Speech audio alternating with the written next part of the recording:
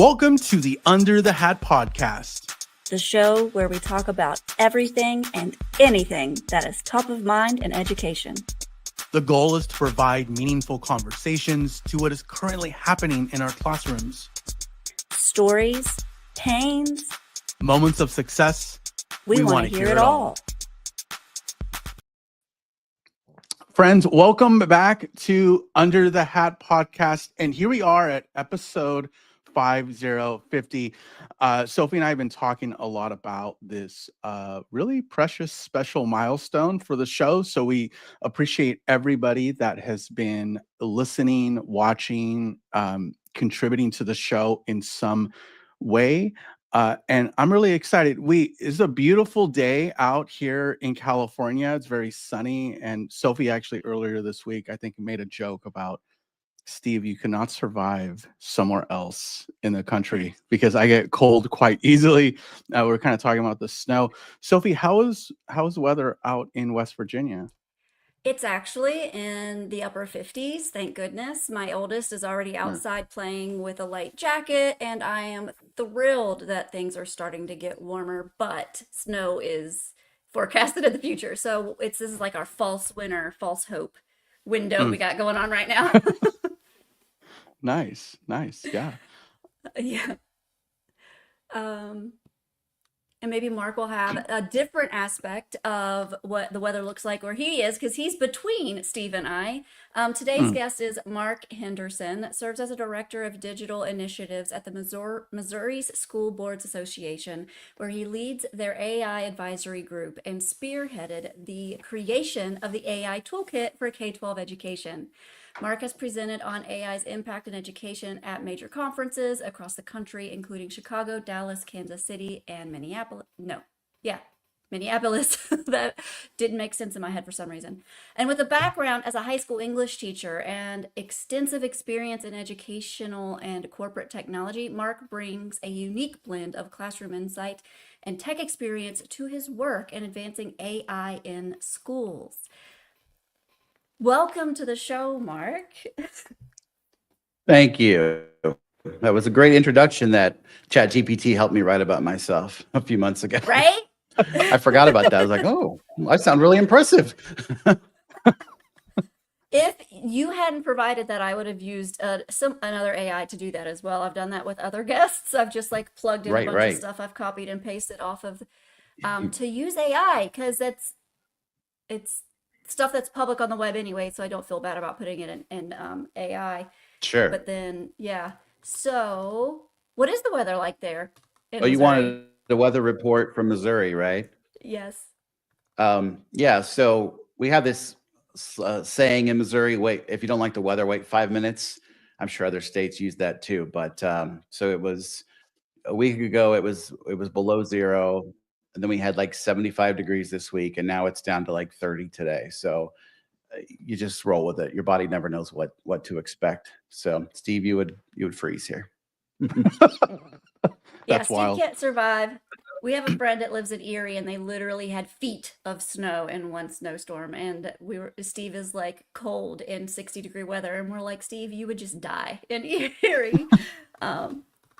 But anyways, Mark, we did just talk about how you are speaking. You're on an AI advisory group. You created the AI Toolkit for K-12 education, but that's where you are now. How about you talk to us a little bit about your education journey, how you got here? It's funny. I have two teenage daughters, and they're both at that age where at school, they're you got to kind of figure out a career path, a direction you want to go, and it stresses them out. And I'm like, I could have never guessed when I was in high school 20 years ago that I'd be going around the country talking about AI. That was not a thing. So I try to say, you never know what you'll end up. Just choose something that interests you and go that direction, because I never would have thought this would be my life. So Steve, I heard you say on a podcast, I can't remember which one, but one of your episodes, that there's kind of two kinds of teachers. The ones that were really good in school and the ones that didn't like school. I was certainly in that latter as a student. I was smart, but I was just bored most of the time. I was the kid who would raise their hand and go why do we have to know this? Why do we have to learn this? Teachers love that. Later, Yeah. I got that as a teacher. I got all the karma that I put in the world. I wasn't a bad kid. I didn't get in trouble, but I just wasn't. I didn't feel challenged most of the time. And that kind of motivated me when I was in college, when I had to choose a career. Like someone pointed out, like you're good at explaining things. You should try being a teacher. You should consider it. And I thought, well, I know there are a lot of things not to do. I would do it differently. So that kind of motivated me to go in that direction. So I became a high school English teacher, and I did that for a few years. Good experiences. I want that side of things. So I really got into looking at ed tech and things like that. And while I was teaching, I got my master's degree in instructional design. Worked at a college for a while when online learning, so that sort of thing, putting classes together. And then I had I think they call it Rumspringa in the Amish world, where you kind of, when the Amish people get to go out in the world and see if they like it, and then they have to decide. That was kind of my career Rumspringa. I was like, I'm gonna try the corporate world. I'm gonna leave education for a while, and I got a job at a bank working doing instructional design and training there. And I did it for about 5 years. And I learned, no, I don't want to do this. I miss education. I learned a lot, and I apply now to what I do. But just the corporate culture just wasn't. I just never really blended in. So back in 2021, I just kind of found the perfect job for me right here in Columbia, Missouri, with the Missouri School Boards Association. I started out, and I still do instructional design for them, but in the last couple of years, a lot of my job has been about AI, reading about it, learning about it, talking to people about it, going to conferences, presenting. I never thought this would be my life. I don't like it when people call me an AI expert, because I don't know that anybody's an AI expert, but I'm certainly not. I might know more than the average person, but it's cool. It's great to be where I am now.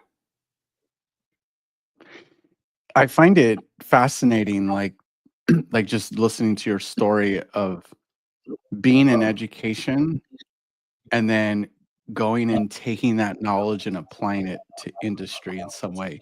Even if it wasn't like your cup of tea, I kind of these types of stories I don't hear often. I've heard it maybe 3 times over the last few years, but it's something that happens, right? And there's a market for that, like when I'm on LinkedIn and kind of seeing those types of opportunities.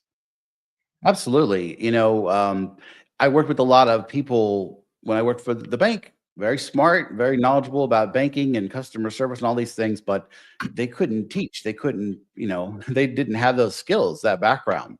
Yeah. So in addition to creating online materials for bankers, like here's how you use this program, or here's how you talk to customers about this, a lot of it was working with the other leaders, like here's how you give a good presentation, here's how you stay engaged and keep your audience's attention and things like that, because they just came from a different world than I did.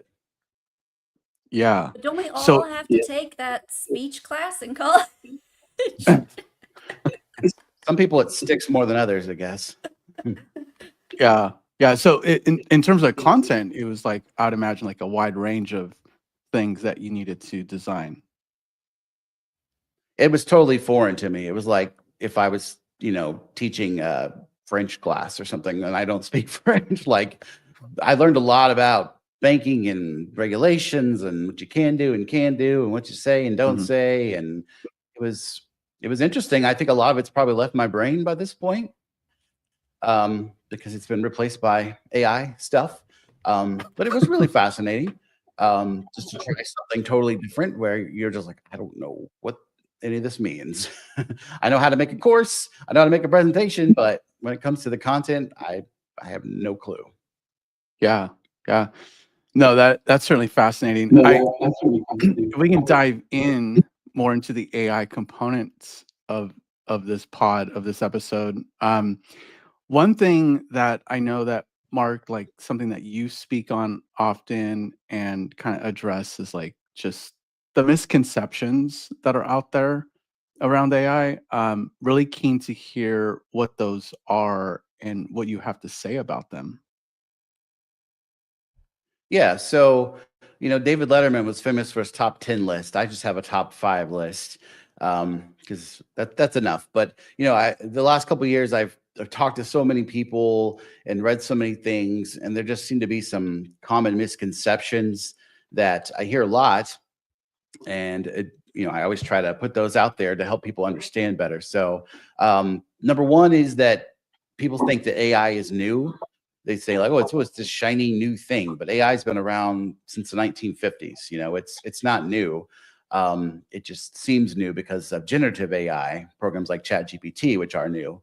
But AI has been around forever, and we use it all the time, right? Siri and Alexa and GPS and predictive text and things like that. We have a little quiz here for you guys. What year do you think the first chatbot went on? The first chatbot went live. Oh, I'm gonna interesting face. I'm guessing 1971. Okay. Sophie? The first AI chatbot. I'm thinking back of when like the internet was even given to me in school. So Right. I'm gonna say later than Steve, but so like 2006.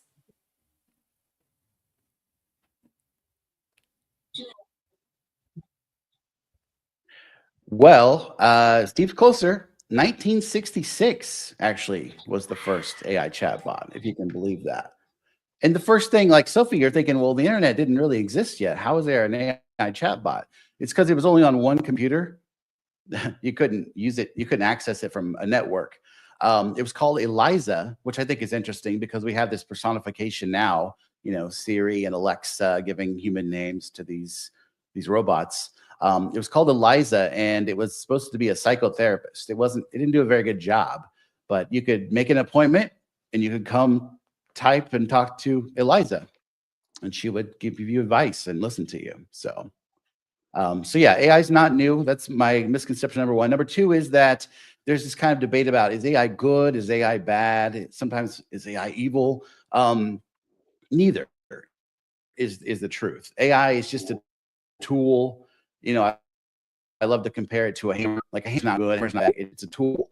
People can do good things and bad things with a hammer. People can do good things and bad things with AI, but AI is just a tool. So what you do with it is what matters. Number three is this fear that robots are taking over the world. A lot of the early knowledge that people get about AI is from science fiction. And the keyword I always say is fiction, right? So the Terminator and iRobot and AI and movies like that, they're not real. And the stuff that happens in those movies isn't happening in real life. Humans are still in charge of the AI right now. So anything that it does, it's because a human taught it to do that or told it to do that. These robots, these AI programs, they can't think and act on their own. Number three, if you guys feel free to interrupt at any time if you want to say anything. I got two more. Two. Number four is this fear that we're all going to lose our jobs to AI, right? That's a real fear. Not true, the experts say. The University of Pennsylvania put out a report that said 80% of American jobs will be affected by AI in the next 5 years. Affected. So some jobs will go away. There'll be some new jobs, but a lot of us, what we do and how we interact with technology is going to change. And certainly if you want to be one of those people who gets to keep your job, you need to embrace change. You need to be open to AI, things like that. There's an author I love named Kevin Roose, Roose. He writes a lot of good stuff online, but he wrote this book called Future Proof: 9 Rules for Humans in the Age of Automation. It's a great book. I don't know if you can see it there. I'm just a free plug. And he's just such great practical things in this book about technology and where we're going. And he tells the story about when electricity became common. So they used to have these people who were oil lamp lighters. And when the sun went down, their job was to go around town and light these oil lamps so that people could see. Well, then electricity comes along and they don't need those jobs anymore because, the lights come on by themselves. So, what happened to those guys? They got jobs at the power company. They got different jobs, but jobs went away, but they changed. So it's not like they were out on the street. They just found a new use for them. So you kind of think about AI in the same way. Some of the jobs that might be going away will be replaced by some new ones. And number 5 is, Sorry, yeah, go ahead. I want to stop you there. There's actually like a cartoon where like it was from my childhood and it was a factory and this man was putting on the lids of toothpaste and then they brought in a robot to replace him, but then he just ended up being the person working and fixing the robot. So it's Exactly. like it's not that it would replace him, he just got to end up a different job. Yeah. Exactly. And that's a lot of what we're going to see with AI as well. So misconception 5 is that it's easy to spot when something is AI generated, either writing or images or video. Most people think I'm smart enough to tell the difference. I could tell if something was fake or not. But they've done studies, and the majority of Americans can't tell the difference between real human content and AI generated content. And I got to tell you, in the 2 years I've been doing this, it's gotten so much harder because I used to be able to talk about, like, count the fingers. Do they have 6 fingers? Oh, it's probably not real. Or are there like blurry spots in the background? Stuff like that. You can't really rely on that stuff anymore.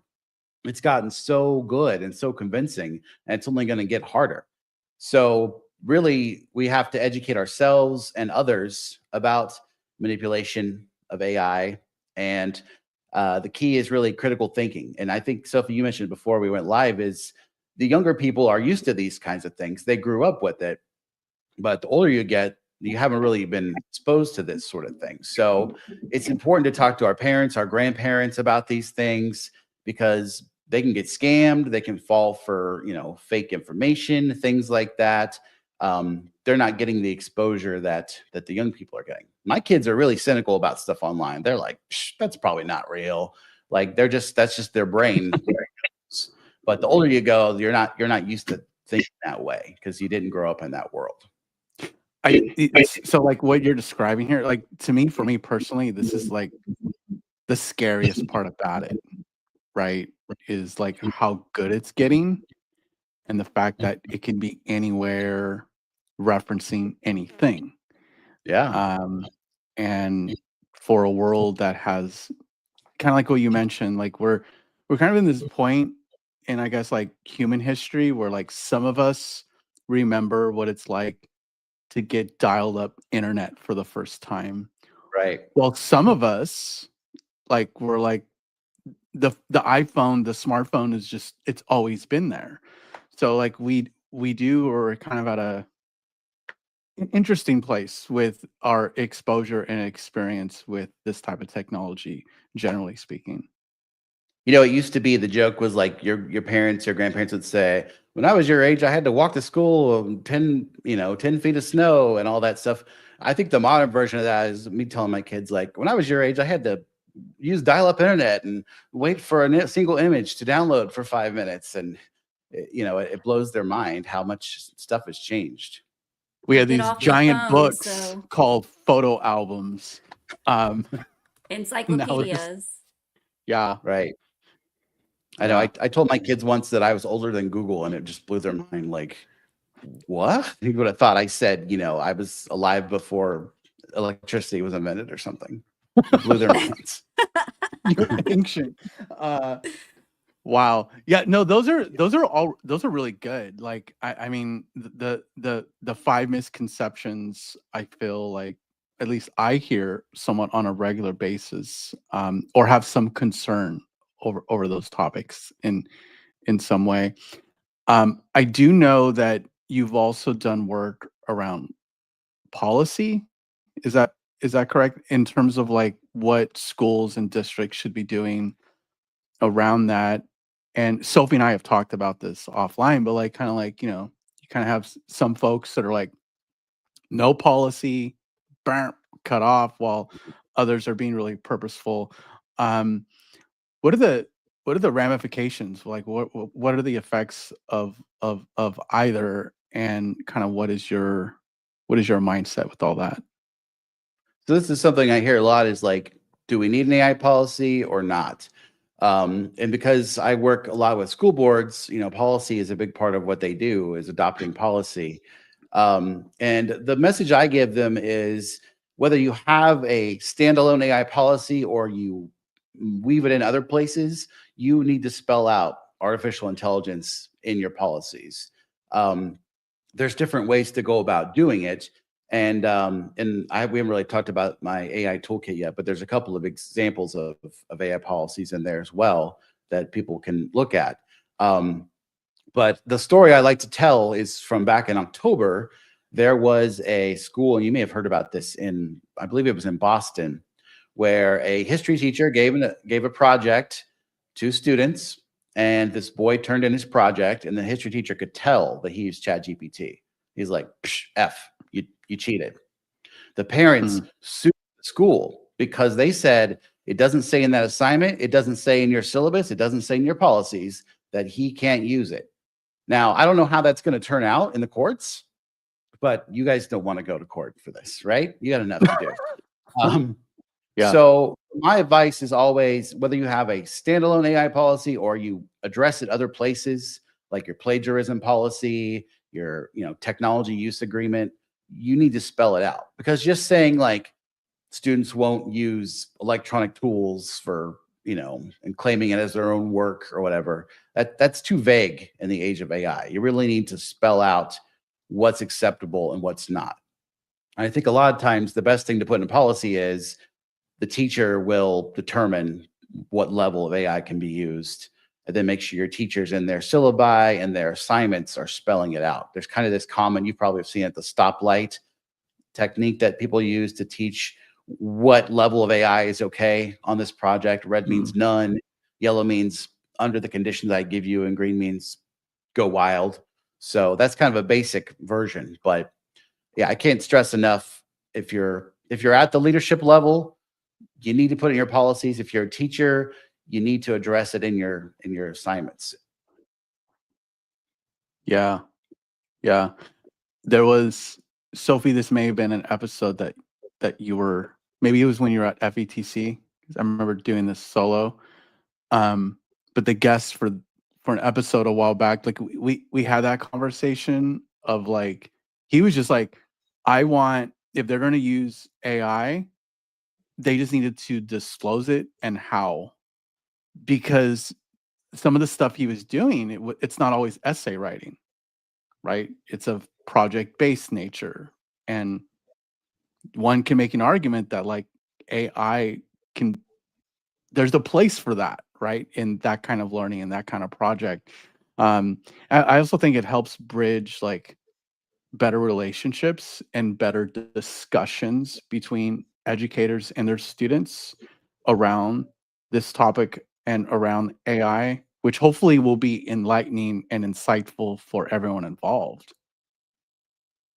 And none of this is new. I mean, generative AI is new, but the idea of plagiarism, I mean, I'm sure back in the caveman days, people were probably copying each other's drawings off the cave wall, right? Like plagiarism's not new.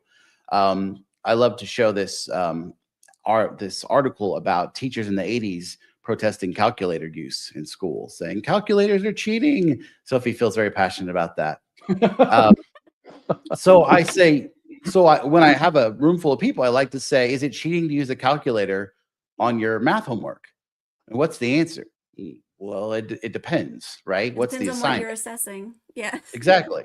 AI is the same way. Like, what's the ultimate goal? What are they learning? What's being assessed? So again, it comes back to that whole AI is a tool, right? When's it right to use it, and when is it not right to use it? Because you mentioned that, I just want to say this, that for like we've had AI in the classrooms for a while because they would like take pictures of their math work and it would tell them how to solve it. But no one was like, it wasn't a national uprise, and there weren't articles and news and constant podcasts about that app on their phone. I'm a math teacher, by the way. on their phone that they was telling them how to do the work, and the kids weren't actually using it the way it was designed so they could actually learn what they're supposed to do. They were just getting the answer, copying it down, and moving on.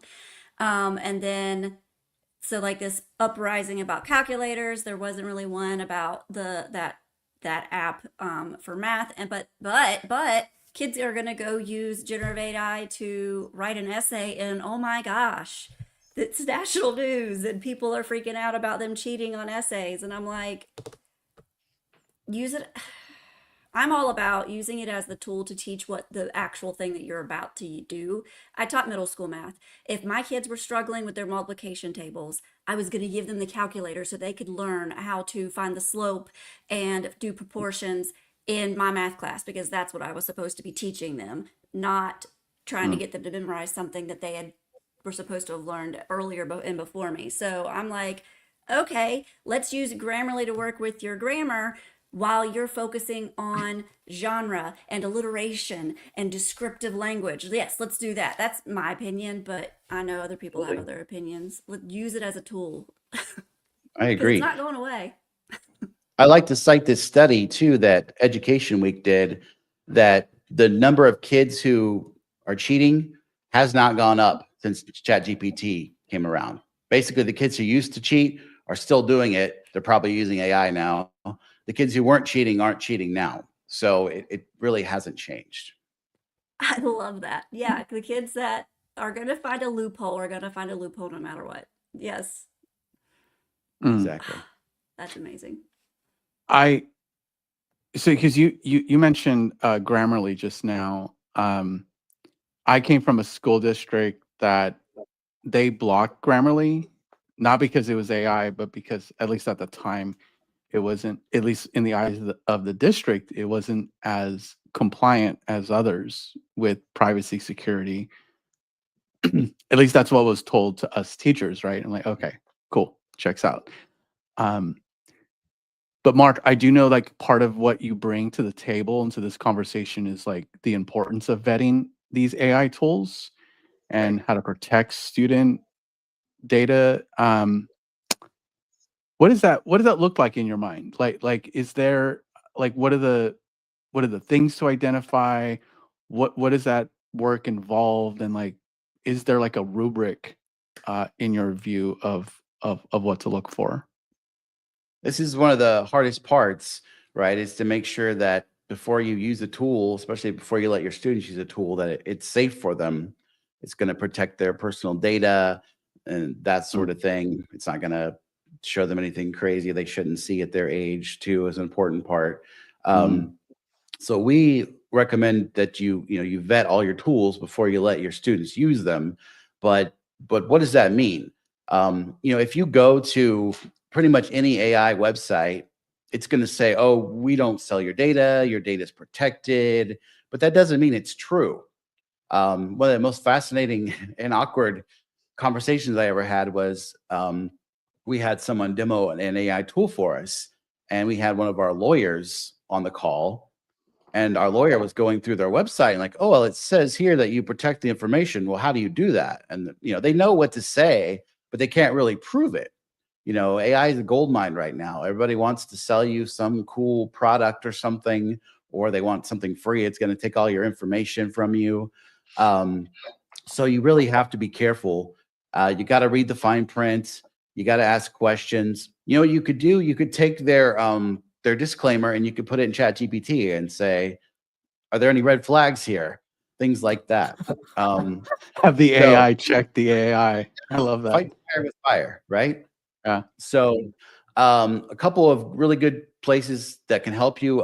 Common Sense Media has tons of great stuff on AI, and they've started publishing reviews of AI tools, and they will tell you what grade level they're appropriate for, and also if there's any collection of personal data, things like that. So that's a really great place to go.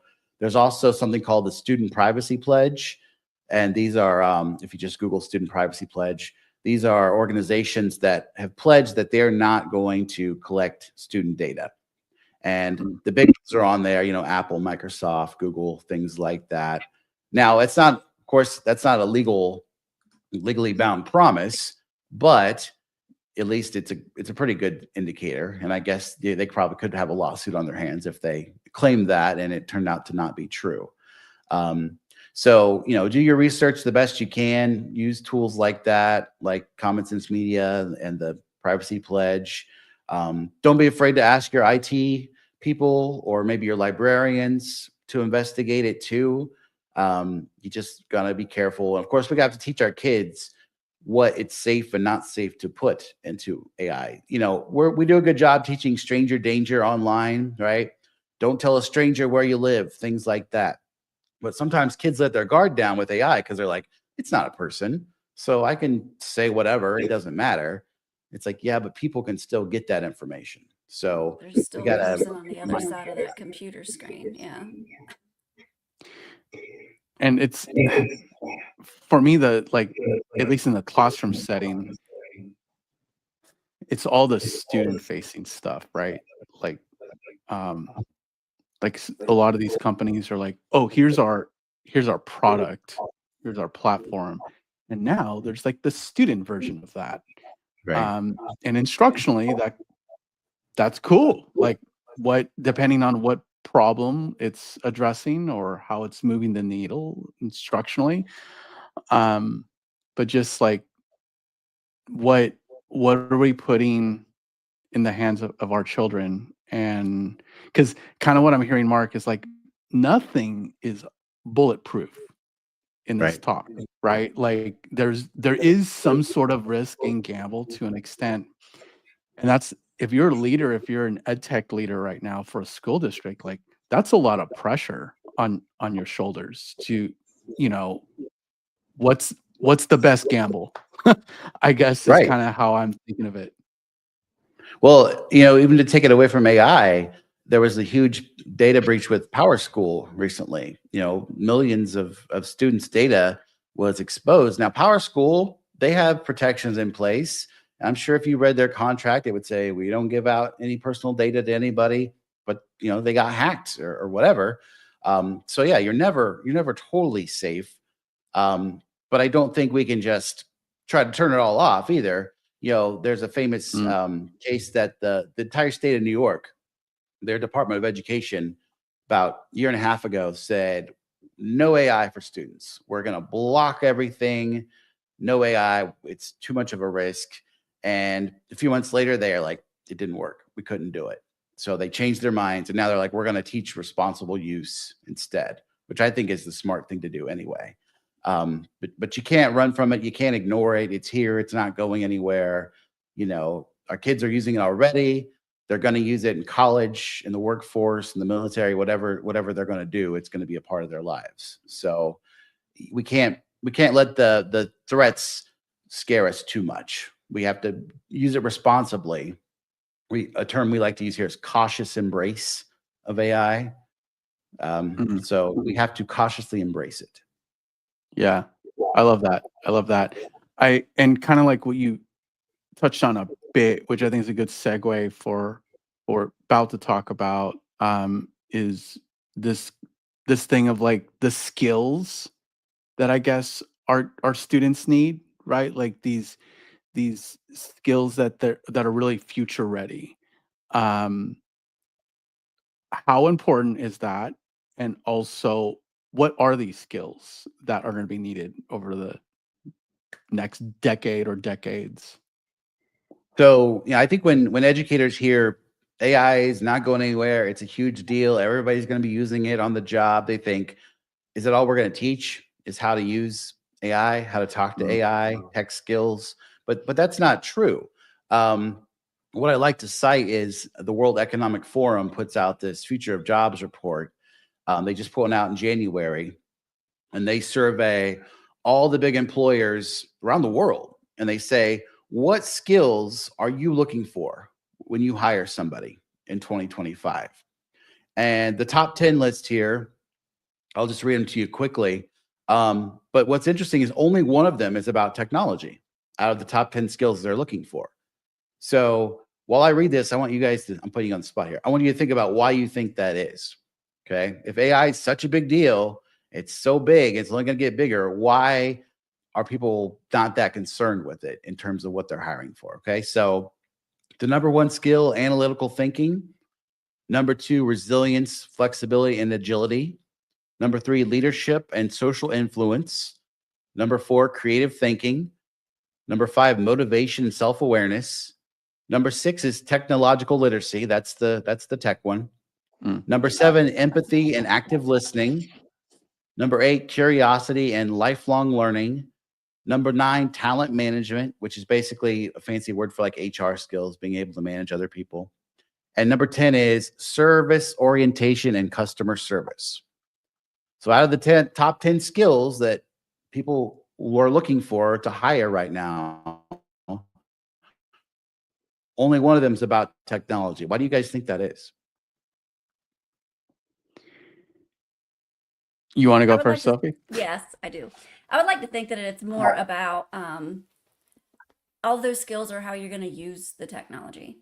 Your creativity, your analytical thinking is like how you're going to use it, and it's not just about that. It's about interacting with your peers as well, so your colleagues, your managers, and things. And so, I've been in jobs where they're like, you don't have to know anything about what you're selling, but you have to be willing to learn and you have to be a good person type of thing. So it's like it's all of these people skills. Analytical thinking was one of the first ones that you said, and I was like, yes, we don't have that critical thinking, that problem solving skills. It's something that math teachers are always trying to teach, but that's also how you need to think when you're interacting with AI, because if you don't understand why it keeps giving you not what you're looking for, then you got to learn from your mistakes. You got to move on from that. And just using the technology, that can be taught, like how to use something that can be taught. But there are other skills that are the soft skills that you're going to use more every day. Yeah, that's great. And I guess my answer is like, I'm removing the technology out of the equation altogether with my answer, because I think my answer is more grounded about knowledge. So the more we go along as humans, the more we learn how stuff works, right? On a social level, with science, with just all of it, right? And so that kind of unpacked the nuance and the layers that exist, vertical and horizontally. And so, as an example, you may many years ago be like, oh, that worker, they they never contribute, or it takes them a while to get going. um but now that might be a person of like, you know what, that's a person that's being really thoughtful, or maybe they're more of an introvert, but they do have something to say. We just need to give them the tools and the means to do so. So unpacking and understanding more of how we are within interpersonal communication, how we are in terms of like how business and various organizations and school structures are, are built out, and how they all work together. We're learning more about all of this stuff. So we do need things like creative solutions. We do need more empathy in the workplace. We do need like this ability to not just communicate X, Y, or Z, but do it in a way that is effective for everybody involved, right? And so to me, that's my answer, is like, we know more. And once you lift up that rock and you see that what's underneath that rock, you're going to have to do something different and do something more as to how we're preparing our students and just all of us in general of how to live with that knowledge. Like, we're not living blind, or as blind as we used to. Once I you totally agree with both know of you. better. And there's multiple interpretations here. The one other thing I would add is that AI is going to do a lot of the things that we don't like. There's a lot, as you mentioned, I think, Sophie, you said soft skills. There's a lot of things that we can focus on. What AI can't do for us is what we still need humans to do. And the question that I often ask when I put this top 10 list up with teachers is, are you teaching these skills now in your classroom? And if not, how would you teach them? And the other part of that is, are there things that you have to teach now that maybe aren't relevant anymore that you could make space for these things? So I'm curious about your own experiences. If you think, I know you don't have the list in front of you, I can put it in the chat for you guys to see. But are you teaching these things, and do you think they're being taught?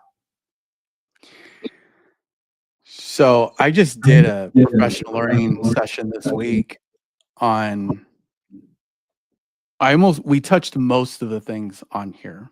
And it was grounded on the topic of design thinking, right? So getting students to solve real world issues by empathizing with the end user or with the stakeholders. How do we redefine what that problem is? The ideation prototype, testing out in the community. Boom. I used that a lot in the classroom when I was in the high school classroom. But I will say that I don't believe that these things are being taught consistently and purposefully across like all of The it. board. Yeah. Yeah, because like at my school, I was the only oddball that was using this thing that people were like, ew, no, that sounds like work. um, it was work, but it was fun work. And there's all these different reasons why I taught with it that I won't mention now. But that's kind of like my answer is like, is this work being done? Maybe to an extent. But I don't know if Sophie has a different take on that. I would agree with what you said, Steve. And I'm looking at this list now because I'm a very visual person. I'm looking at this list now, and a lot of this aligns with the mathematical habits of mind, resilience, persevering, and analytical thinking, self-awareness, so you can understand, like, speak why you did it, speak to why you solved the problem in such a way. So I would say that if teachers are teaching in a more student-centered way to get them to do more of the thinking rather than, and this is for every classroom, don't just teach them do this, this is the process, do this again and again and again, and you will always have success. But teaching the why behind it is going to move into more of these curiosity and creative thinking, so that they can do that themselves. And that is something that the traditional way of teaching is going out as more and more teachers retire, hopefully, and that we are moving our classrooms to be more of a student-centered, whether it's problem-based learning or group work and collaboration, however it is that you do it, but where the teacher is not the only one exhausted at the end of the day. That That's the is goal. that's the goal for sure. And if those classrooms are doing more of those things, then they are going to be teaching more of this. Maybe not specifically, but through those projects and those activities that you do, you'll be doing that. Yeah. That's Yeah. interesting. Well, and then because Sophie made the comment of like, it shouldn't be the teacher being the only one that's tired. I would also say like the teachers, because teachers love their content for the most part, right? Like, also I would say like it shouldn't be just the teacher that's having fun in that classroom, right? Yes. Shouldn't be they shouldn't be the only ones that are curious within their classrooms, and so that's the other piece too. Is like I've heard over the years, we're like, oh, my kids are just so disengaged. I'm like, oh, so what's going on? They're like, they just, they're not asking questions while I'm lecturing at them. I'm like, yeah. You've lost them. You answered your own question. Yeah. Why are they disengaged? Why are they disengaged? Yeah. Mark, I just one quick question before we hit the tail end of this episode. You did mention this a little bit in several different spots here, but teachers' roles with what's the teacher role with all this? And then that concern, because I heard this last weekend at a conference. I heard an educator be like, AI is going to take over all of our jobs, like as teachers. And so just curious, like maybe get a little bit deeper into why that's not true. It sounds like from your opinion, from your perspective, that it's not. Yeah. And not just my opinion, but the data seems to show that as well. Teachers are worried about losing their jobs, and just like everybody, I think is. But teachers really shouldn't be worried about it. The data shows that there's probably actually going to be growth in the need for teachers in the coming years. There's a really interesting website called willrobotstakemyjob.com. It's kind of a silly name, but it's a cool site. You can go there and you can search your job, and it'll tell you what the odds are of you being replaced by a robot. Teaching is very low, and it actually says that it's a growth field. And it's funny, when you go to that website, it shows you like the most searched jobs, and teaching is one of them. People are worried about it, but they really shouldn't be. The numbers show that there's probably going to be growth there. And I always think, we need more teachers. I don't know about in your states, but in Missouri, we have a teacher shortage. And I think about, if you're in college right now and you're like, what kind of career should I go into where I'm not going to lose my job to a robot? I'm not going to be at work in a few years. Sell them on teaching. And there's so many things like, if you want human connection, you want to make a difference in the world, and you want a job where you're not going to be replaced by AI, look to teaching. It really should be a selling point, because humans can do so many things that AI can't do. AI is great. There's so much it can do for education, but there's so many things that we still need human beings. We need that human interaction with our kids in the classroom to do.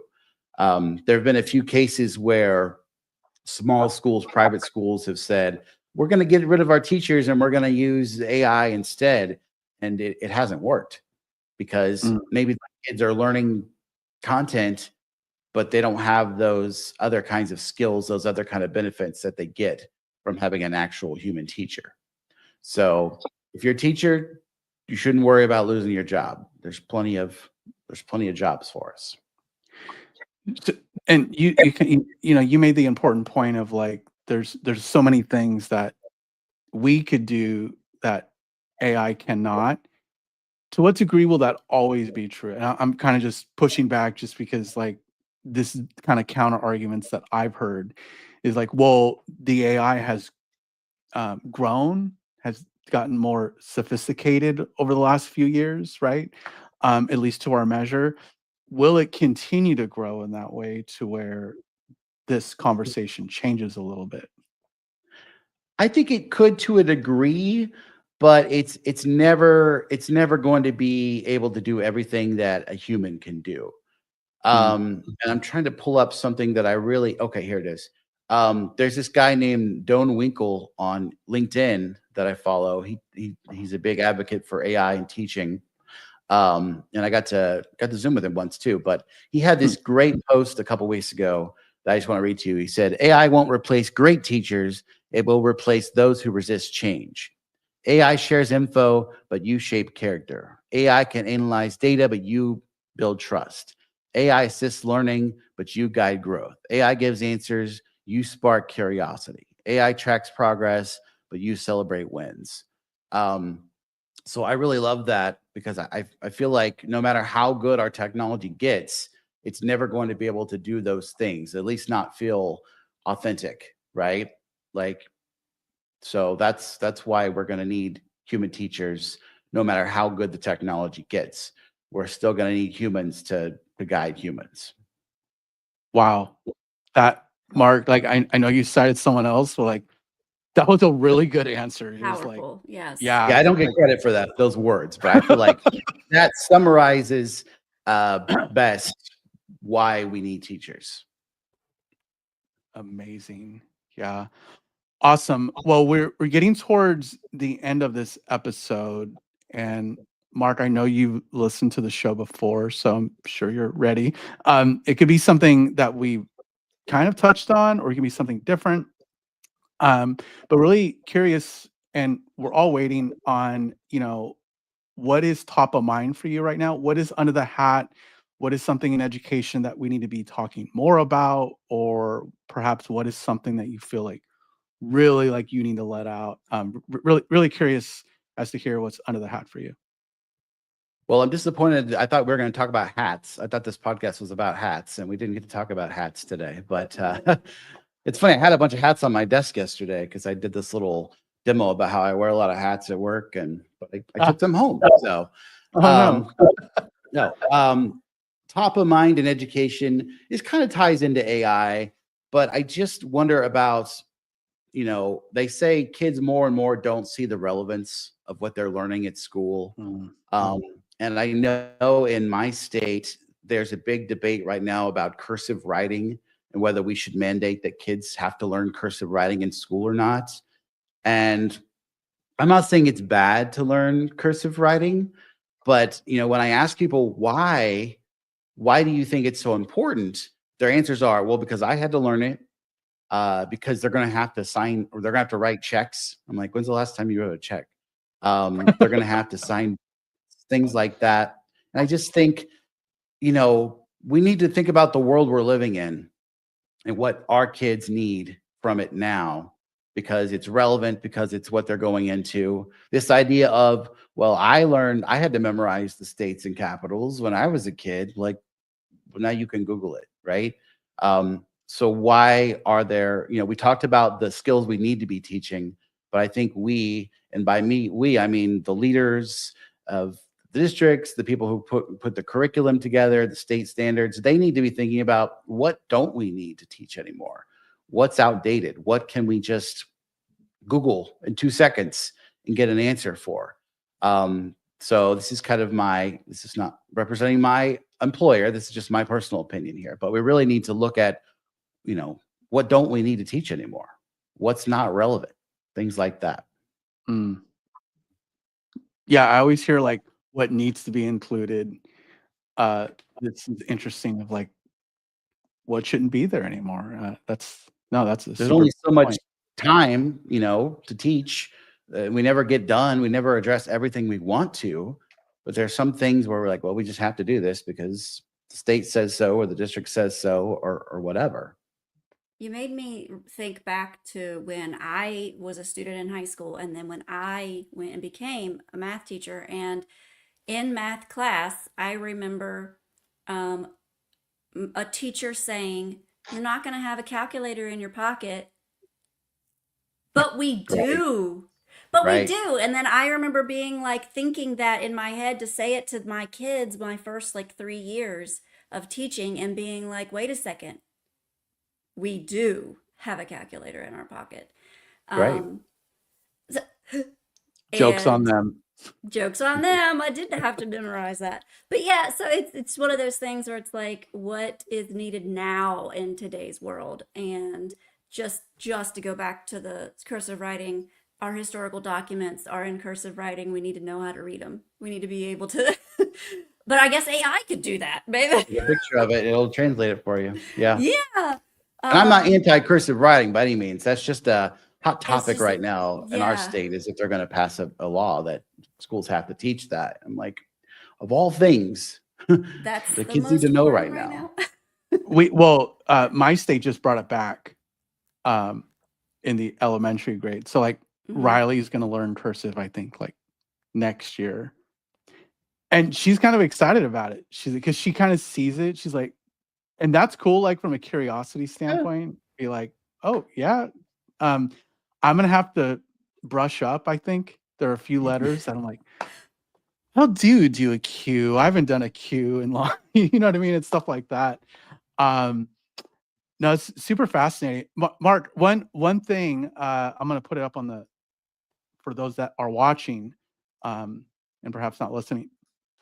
The AI Toolkit. Tell us a little bit about this. Yeah. So last year, we here at Missouri School Boards Association, I'm sort of the head AI guy, but we have a committee. We just saw that there was really a need for something like this. It's called a toolkit, but it's basically an ebook. It's Hmm. totally free. You don't have to sign up for it. You don't have to, there's no ads or anything. Some of the things you'll see, there's Eliza that I told you about earlier. Hmm. So this is just a place for us to house all of our information. So the first part is really just understanding AI, for people who don't know anything about it. I am not like a techie guy. I mean, I like technology, but I don't talk in that way. You know, I speak plain English the best I can. So we try to make it so that people can understand these things. So there's understanding AI. There's a whole section on policy, section on safety, ethics. There's videos in there. There's references, links, things like that. There's a whole section about the ways that we can use AI for good and the concerns in schools. I always try to present a balanced approach. So if you want to check it out, it's just mosba.org/AI, mosba.org/AI. It's a totally free resource. We add to it all the time. Love to hear your thoughts on it. If there's something we haven't covered, my email address is in there. But yeah, This is so cool. I It will is. include this in the show notes. I'll have it linked great. up because yeah, I'm sure a lot of folks like I'm gonna dig into this a little bit more. Mark, I know this is part of how we got connected originally online via LinkedIn. I think you had done a post on it, and I was like, ooh, yeah, this is fascinating. Um, so really appreciate that and how we got connected. I have to say, you know, LinkedIn has become a great place to talk about AI and education. And I used to just think of LinkedIn as where you went when you're looking for a job or you're looking to hire somebody, but there's so much great conversation on there now. I spend a lot of time on there. I posted about AI, and I would just encourage folks to take a look.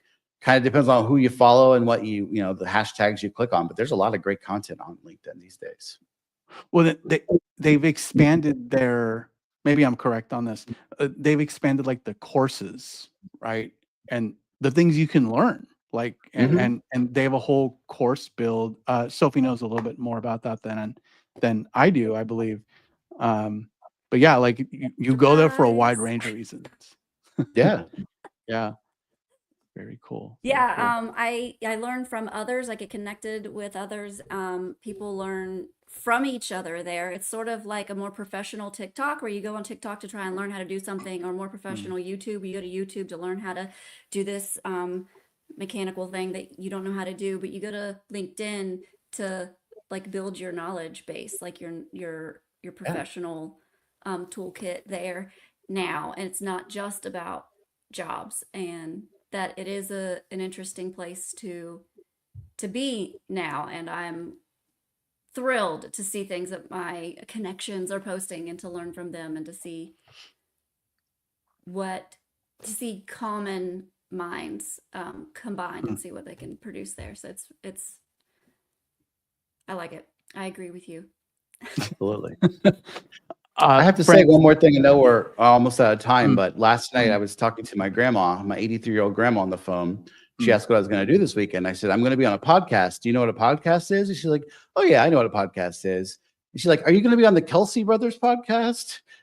You know, Travis Kelsey's a big deal in Missouri, and she thought I was going to be on his podcast. I was like, no, this one's about education, but I'm sure it's just as popular. So It's not I was as impressed. cool. It's not. My grandma knows what podcasts are. So Yeah. Yay. I kind of hear from like, that generation of like, oh, it's your version of like radio. Like yeah, Radio. it's the radio thing, but now it's like just expanded a little bit. on demand. Um, Yeah. no, It's yeah, on demand, your topic selection radio. That's really what it is. yeah, very cool, very cool. Well, Mark, this has been a ton of fun. Yeah. I've learned a lot. We really appreciate you being here. So big shout. Thank you. It's been great talking to both of you. Awesome, awesome. Uh, Sophie, we do have like kind of a big announcement, something that's already been out there on the interwebs. Let me see if I can pull it up really quick. But while I do that, you want to talk about what we're doing next weekend? Is it next weekend? Is it already next week? It is next weekend It's because it's on the already 8th. next weekend. On March 8th, holy cow, I am not ready for this.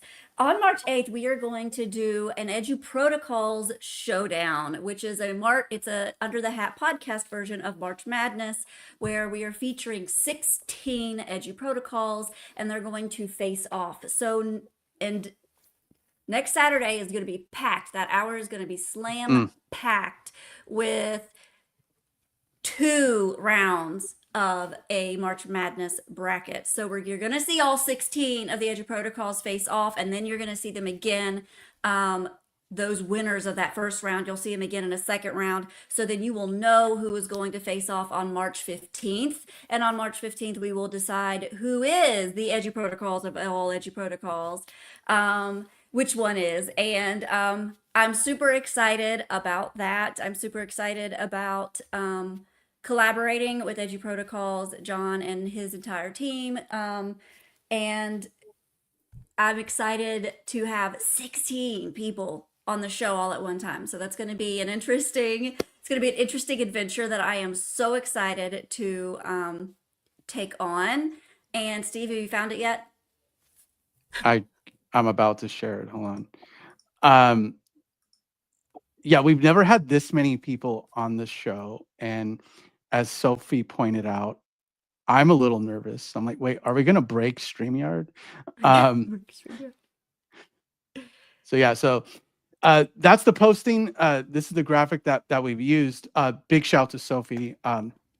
Anything that remotely looks good from a graphic design standpoint, just assume that Sophie's the one that did it and not me.